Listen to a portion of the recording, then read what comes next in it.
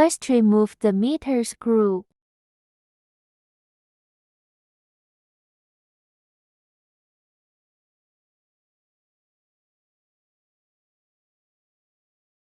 Then take off the meter. Cut off the wire to line of the meter.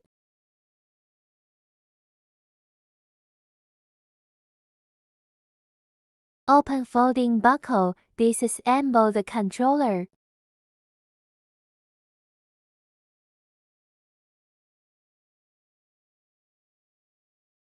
Take out the controller. Find the meter wire and plug it.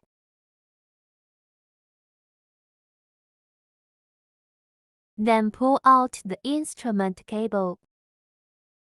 Take a new meter passing from below.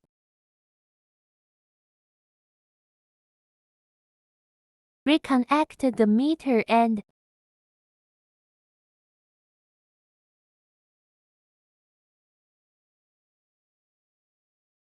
tie it back along the meter line.